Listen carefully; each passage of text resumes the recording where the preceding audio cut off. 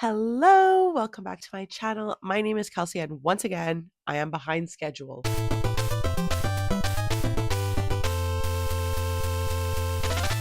So if you've been following my channel for a little bit of time, you know that I am really bad at sticking to a schedule with ARCs. ARCs are advanced reader copies, and I get them in exchange from the publisher for a review, and oftentimes I just don't read them when they're advanced, which is the case today. So in order to get that NetGalley score back up, I need to read at least 4 of these advanced reader copies. The first of which is Climate of Chaos by Cassandra Newbold. This is like a YA dystopian climate sci-fi set in the future. Mayra by Nikki Gonzalez, which is like a haunted house in the Everglades in Florida. To the Moon and Back by Ileana Ramage, which is about the first female Cherokee astronaut. And Vampires at Sea by Lindsay Merbum, which is a vampire story set on a polyamorous cruise. And I'll leave it there. We'll get back together at the end of the vlog and see how I felt about all of these books.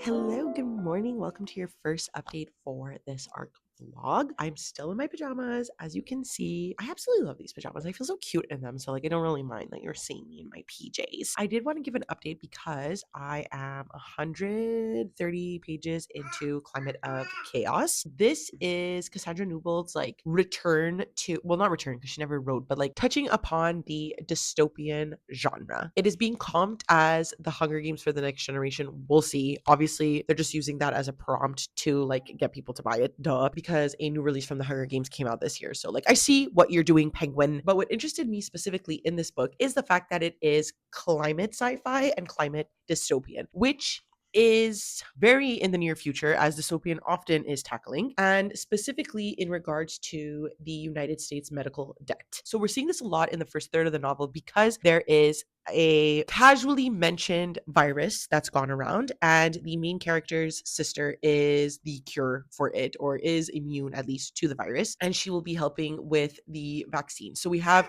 this overarching like idea of a pandemic that has obviously occurred, and as the younger sister Fox is entering the like zones, which is I guess the cities, they live in the outlands, but they come into the zones to like be mercs and like steal things and stuff like that. As they enter into the zones, they see the consequences of medical debt. So people are giving hours to the government of work of freedom to be able to get like medication and stuff. It's obviously being described as like a dystopian thing, but technically money in a capitalistic society is hours of our life, because hours of our life are spent to make money, and then that money goes to the government. So in reality, is this dystopian future that far away from the goings on of today? Probably not. So that's where I am currently in the book.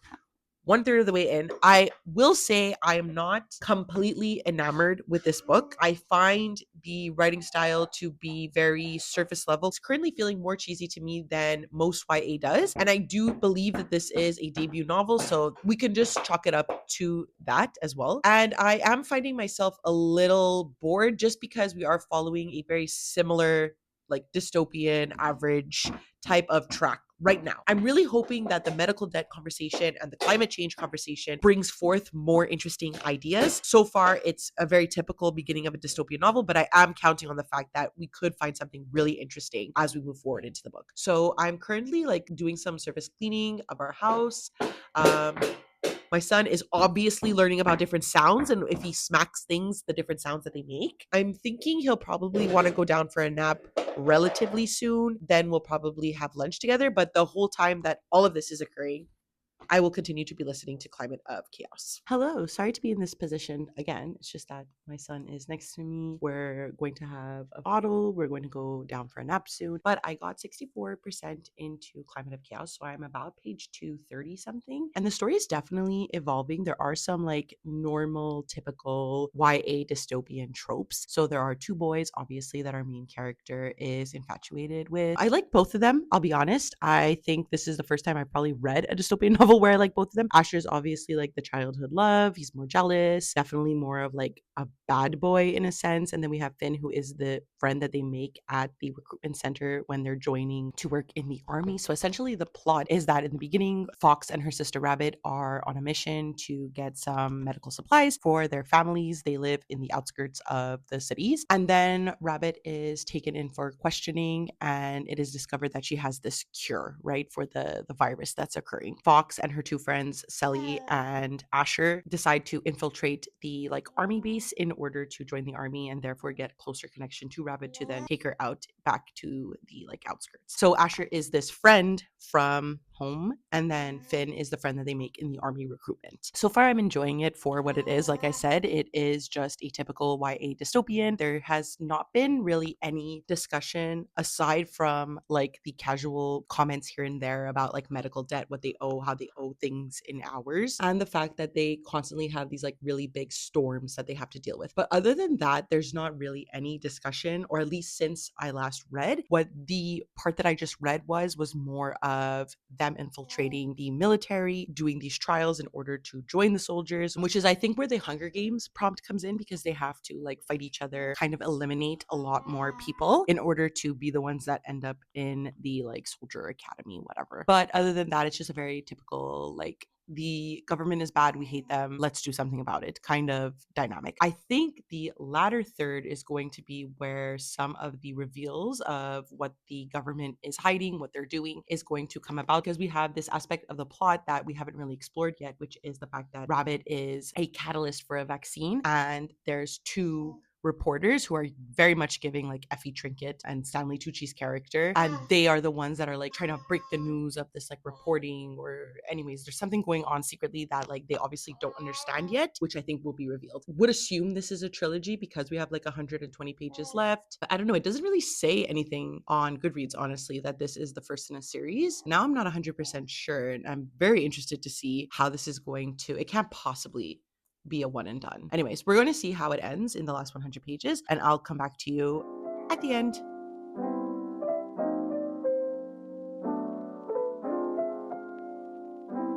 Hello, so I just finished Climate of Chaos a couple of minutes ago. Sorry for my disheveled look. My hair, when the weather is like a bit more moisturizing than I would like, poofs up, and it's incredible. And I also look like garbage because my son poked my eye out yesterday. So this eye is all red. My face is all puffy because it's the start of winter. I just entered my period. I just have to get acclimated to the weather. It snowed yesterday. A lot of things happened that affect the puffage of my face. But you're not here for that. You're here for my review on Climate of Chaos, which I think, to no one's surprise, I found to be fairly average. I had so much hope for this one based on its synopsis and the fact that I have not read a dystopian sort of book in a while. I really like that Newbold was trying to tackle like climate change and medical debt, which are very real threats to our society and very realistic threats for like a future society. I enjoyed those slight discussions peppered through the novel, especially when it came to the horrors of like things called harvest houses, and I think you can pretty much guess what that would entail when it aligns with medical debt. Just the sheer amount of unpayable debt for simple medications that was brought up in the book. And then of course, comments about a Canadian haven in the up north, always very prevalent, I think, in dystopian novels, whether they flat out say Canada or not. Despite enjoying those like very brief moments, I wish Newbold did more with that. We spent so much time in the novel about these trials of Fox entering the like Stormrunners, the like military part of their government, and how infiltrating that is going to help get Fox's sister Rabbit, that I think the actual plot itself, or what I deem the plot, felt like a skeleton. It made the ending feel so rushed because we had so much limited space to deal with it. It just made me feel like the ending or the overall conclusion of the book was like an afterthought for the author, and what she really wanted to write about was these trials. It made the world feel sort of empty because the motivations of the government were unclear, and we weren't really truly able to understand the implications of the government's total control. And particularly going along with that, it made the book's ultimate villain feel really, really weak. Like I did not understand her motivations at all. Why would she even do that? It really did feel like it came out of nowhere, and the shock of it for our main character and for the reader itself comes because there's nothing in the book that would have implied this would have happened. And I get that the betrayal of this ultimate villain was supposed to inflict something in me, but how could I care when it came out of nowhere and I didn't even care about this character at all? Ultimately, I think this is a fine YA dystopian, especially for readers that are not accustomed to the dystopian genre, but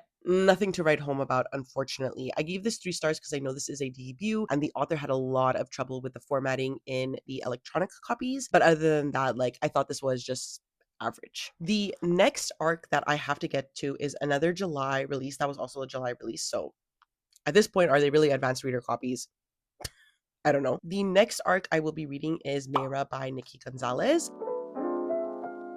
This is an eerie, hypnotic literary debut about friendship, desire, and memory set against the sultry backdrop of Florida's swamplands. So it's been years since Ingrid has heard from her childhood best friend Mayra, who fled their hometown in a Cuban neighborhood just west of Miami. But when Mayra calls out of the blue to invite Ingrid to a weekend getaway at a house in the Everglades, she impulsively accepts. From the moment Ingrid sets for the house, danger looms. And as she dives deeper into the Everglades, the wet maw of the swamp threatens to swallow her whole. But once Ingrid arrives, Mayra is, in many ways, just as she remembers. Before they can fully settle into the familiar intimacy of each other's company, their reunion is spoiled by the reemergence of past disagreements and the unexpected presence of Mayra's new boyfriend, Benji. The trio spend their hours eating lavish meals and exploring the labyrinth house, which holds as much mystery and danger as the swamp itself. Indoors and on the grounds, time itself seems to expand, and Ingrid begins to lose a sense of the outside world and herself. Sounds interesting. It is a gothic novel, and I've been having a little bit of trouble with gothic novels as of late. I think I like the idea of them and the vibe of them more than I actually end up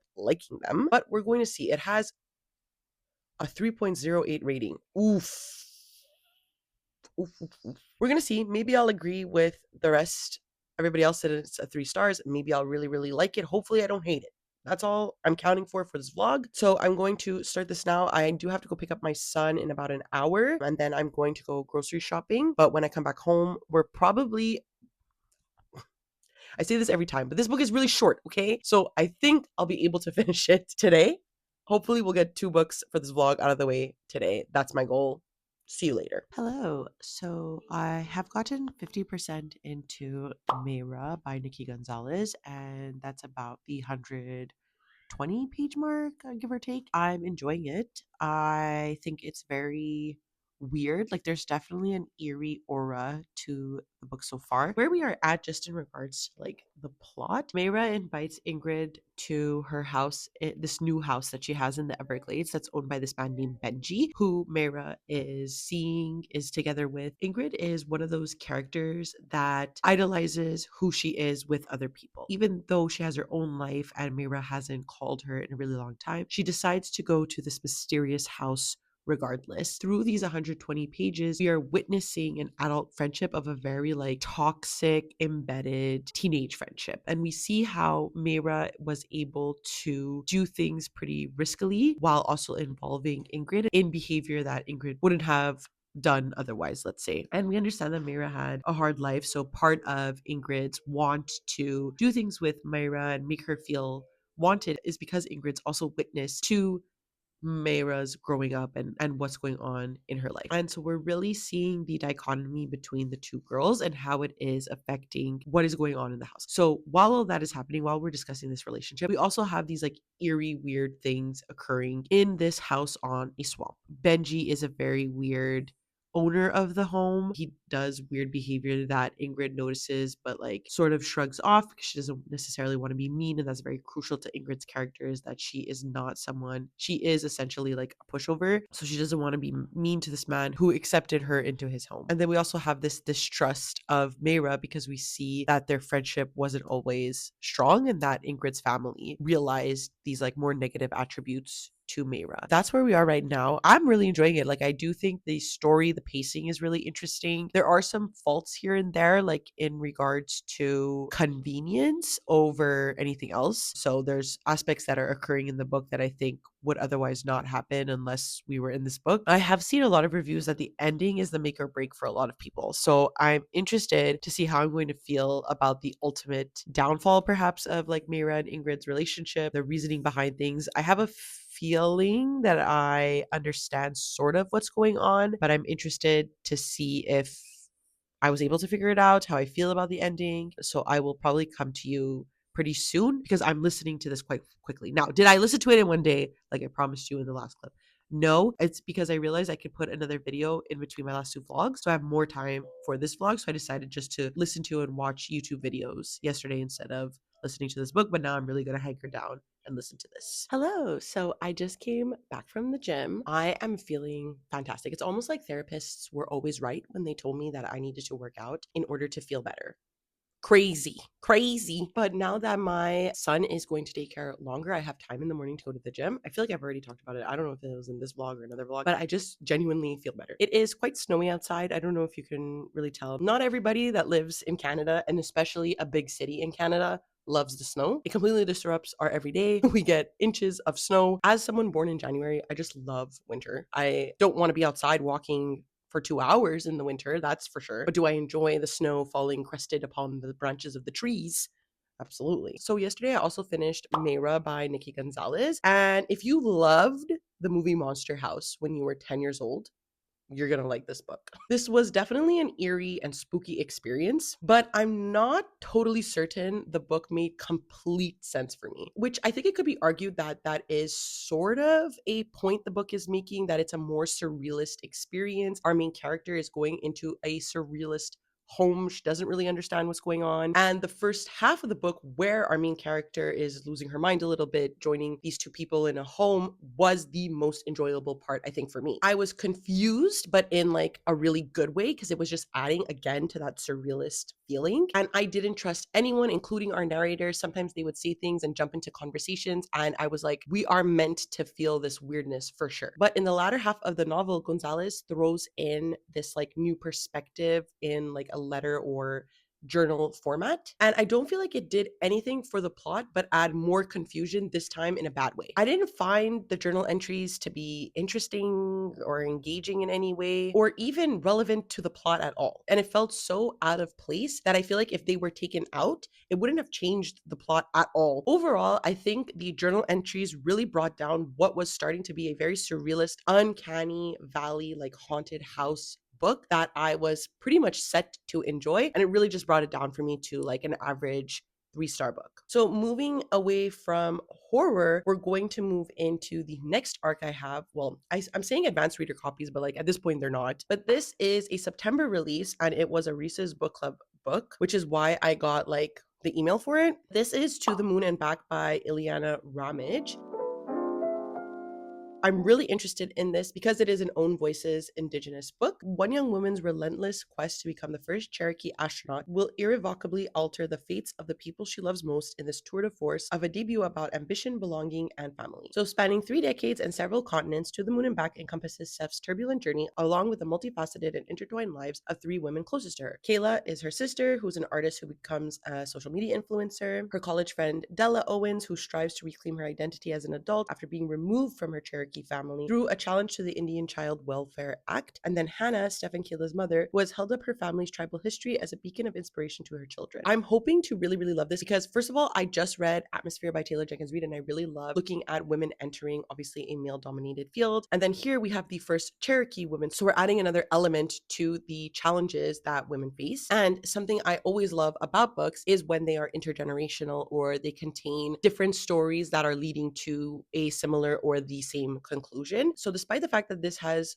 honestly quite a low rating, 3.44, which isn't like too bad, but it generally means that a lot of people just agree that this is okay. So we're going to see how I feel about this book. I have to say I was excited to get the arc for this, but seeing the overall ratings for the book definitely dampened my like want to do so. So I'm either going to start editing a video right now while I have some time, because I might do that actually. I'm going to do that, and then when my son comes home, while I'm playing with him, while we're getting on with our day, making lunch, doing all these things, I'm going to listen to this. And I'll come back to you when I'm about 100 pages in. Hello, we're starting to do quite a bit from this angle, but right now I'm about to leave. I'm going to Pilates this morning. I'm so excited. I haven't taken this specific instructor for Pilates for a couple of weeks now, and I love her. So I'm really excited to go to the class. I do have an update for To the Moon and Back. I'm about 32% in right now, so roughly over a little bit, 100 pages. And I'm enjoying it for what it is, but what it is is just a tale of two Cherokee girls really trying to come into their own and finding each other. So one is learning her roots and her heritage from a younger age, and one was adopted.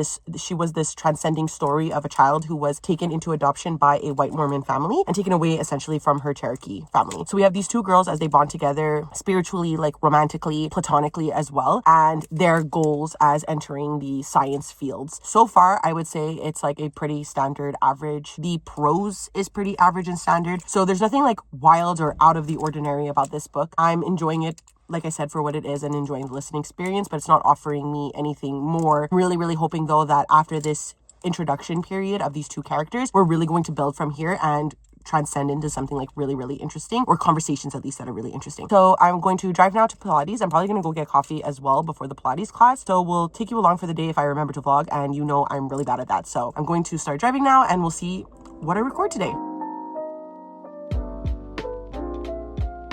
Hello, I don't remember when the last time I updated you. I think it was before Pilates on Saturday. Did I record anything since then? No, I didn't. I barely remember to record b-roll. Not when I'm alone. I think when I'm alone, I'm like fairly good at recording b-roll, but when I'm with my friends, I just completely forget to do anything.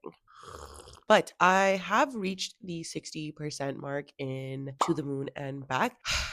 I think like the reason this vlog has been taking me so long, but specifically this book has been taking me so long, is because it's just okay. I hate DNFing arcs, especially when they're fairly average and there's nothing like glaringly problematic or wrong with the book. I don't want to DNF it and like not give it a rating at all, even though I'm trying my best to like embrace it and enjoy it. But I don't see this getting more than a 3 stars at all. I like the story because it's a debut. There's like some mismatch in like pacing and writing, but nothing like, again, egregious enough to be like a 1 or 2 star book. This is very, very, very average to me. In terms of the plot, we are much older in their lives. They are past, I think they're like roughly my age. So like they're past their PhD time. And I think Steph now at the point we are at in the novel, she's like an astronaut candidate. It's like a resident for a doctor. Like they're below that, but they're going to be chosen to be an astronaut. So there have been some discussions about their culture and their heritage, the ways that they grew up, that I think is the most interesting aspects of the book. So I'm hoping now that we have this like monumental achievement by Steph, how it is going to be tackled as we move on. I know that the author is Cherokee herself as well. So the own voices is going to give me a perspective that I obviously do not have. And I'm just interested to see the discussions that occur, given that we're having something important occur in the characters' lives. Outside of Steph, I think the two other characters are fairly interesting. We have Kayla, who is Steph's younger sister. I like her. I think she is a character that not everybody will like. She definitely has a personality, but I think that that's what I appreciate about her the most. And then there's Della, which is Steph's like on and off again girlfriend, who she's all right. She is another Cherokee girl who was adopted by a Mormon family. Della has a lot of conflicting feelings, not only about being in a sapphic relationship, obviously with Steph, but more about her being, like who she is inside, obviously being raised white and by Mormons, and then having this like tie to her community. I think is a really interesting discussion that is happening at the same time. Do I like Della as a character? No, actually, I find her to be very, very annoying. I think there's just too many like back and forths of my feelings to really make me feel any sort of way about it, which is why I feel so average about it. So I'm going to continue listening to it. I plan to finish it today. I'm going to read the last third. And then there is one more book I would like to read for this vlog. So we'll see if we can get to it. So I did in fact finish To the Moon and Back by Ileana Ramage. And I ended up giving this a 3 stars as expected. The book started off pretty strong. It opened as this like coming of age story with our main character, Steph, whose primary goal in life is to be an astronaut. The novel's also following Steph's sister Kayla, their mother Hannah, and Steph's ex-girlfriend Della. All characters of which maybe I didn't speak of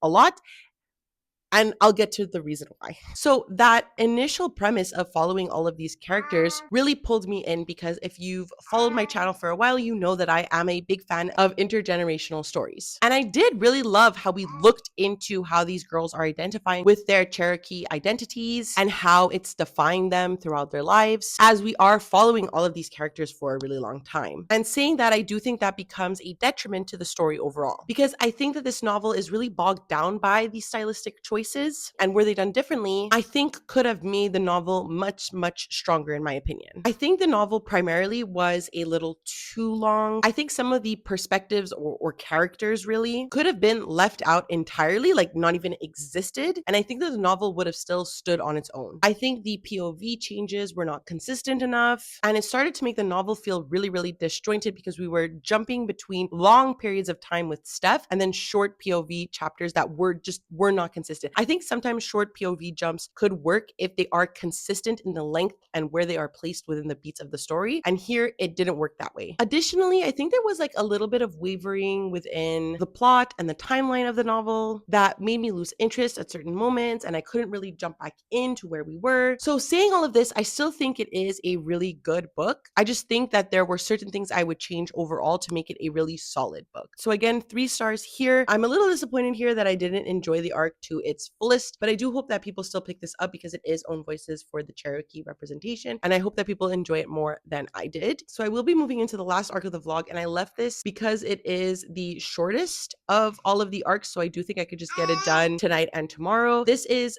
Vampires at Sea by Lindsay Merbaum.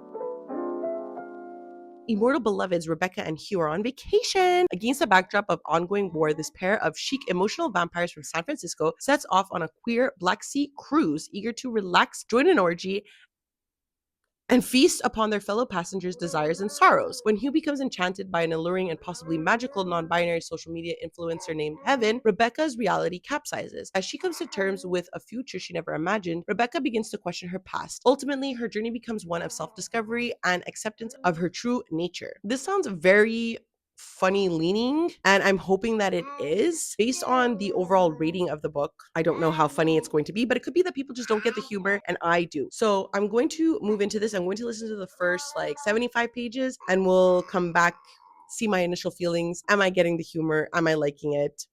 We'll see. I do have to go pick up my son now for daycare, but I wanted to give a quick update because I'm 50% into Vampires at Sea, which is about 84 pages. It is a short novella, and I think it is a novella that I don't see a lot of people really enjoying, but I am. The writing style, the humor, I think is extremely jarring right off the gate. Lindsay Merbaum does not settle you in. There's no time to settle. You are directly in the perspective of the vampire named Rebecca, who is extremely graphic and extremely distasteful. I think if you're very used to like a not swearing, not brash type of person, but I think you get into it quite easily and the narrative sort of fits for that perspective voice. So I am enjoying it. They are currently on a cruise, like it's sort of like a sex cruise, I guess. Lots of orgies, lots of events that they're going to. They are sort of falling in love with what they presume is a human, but they are confused by this person's identity and who they are, but also enamored and enthralled by them. Rebecca doesn't like this. Rebecca is extremely narcissistic. She enjoys having the entire room look at her. So Rebecca gets energy or revitalized by people loving her, having sex with them, taking advantage of them, while her partner Hugh is an emotional taker. So lots of sadness, lots of like revealing of childhood trauma, stuff like that. Like he's enjoying that aspect. I think while it was extremely jarring at first and I almost DNF'd it, I am coming to enjoy it. And I like the discussions on narcissism specifically that we are having here and like queer relationships. I think is really, really, really interesting. So I'm going to go pick up my son. And when we come back, I'm probably going to have to put him down for a nap because from what I'm understanding, he's not really going down today. So I'm going to bring him home, probably put him down. And while I'm putting him down, I'll be listening to this.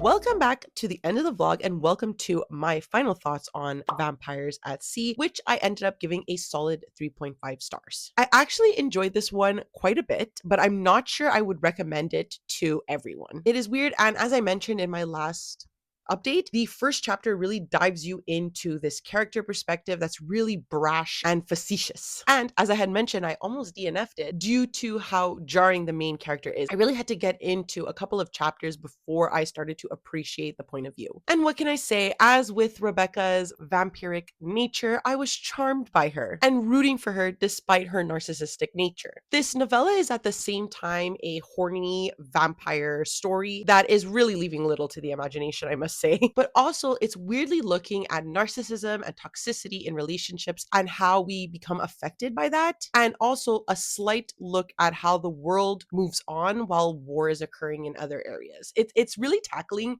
so much in so few pages. So I think that I ended up enjoying that aspect. But I wish it could have done more with the themes it was presenting. Because again, it's a novella. So we're really only looking at things slightly and mostly focusing on Rebecca becoming her own person. And I think that all of these discussions get lost in Rebecca's brashness and overindulgence in sex. But it made me very interested to see what Lindsay Birnbaum publishes in the future because I think she's doing something so interesting with this novella. So pretty much all of the novellas ended up getting relatively similar ratings, but let's go over them again. We started off this vlog with Climate of Chaos by Cassandra Newbold, which I gave a 3 stars. I think the pacing and the structure of the novel was off, but there was really interesting things that could have been discussed. Mayra by Nikki Gonzalez, which I also gave 3 stars, was a fun haunted house novella, but I don't think it was doing much otherwise. To the Moon and Back by Ileana Rampage, which I also gave 3 stars. Again, I think there was structural issues. The pacing of the book flattened what could have been a really engaging story in the first female Cherokee astronaut, and then ending it with Vampires at Sea by Lindsay Birnbaum, the weirdest of the bunch, but definitely the one I like the most, with a 3.5 stars. That's it. Finally, we can update my NetGalley score. We're back to above 80%, which is where I always want to be. But that means that this is the end of the vlog. So please let me know down below if you've read any of these books. Did you like them? Did you hate them? Let me know. Are you just as bad at reading advanced reader copies as I am? Please let me know. I need support. If you would like to follow my reading journey, I always leave a link down below to my Twitter, Goodreads, and Instagram, reluctantly, of course, because we are all at the fault of capitalism and need to use these things to stay connected socially. So if you wish to, you can follow me there. And of course, like I said, because it is the end of the video, please do not forget to like, subscribe, and ring the notification bell. It does wonders for my channel, makes me feel really good. And that's it. I never know how to end these things, so I will see you next time. Okay, bye!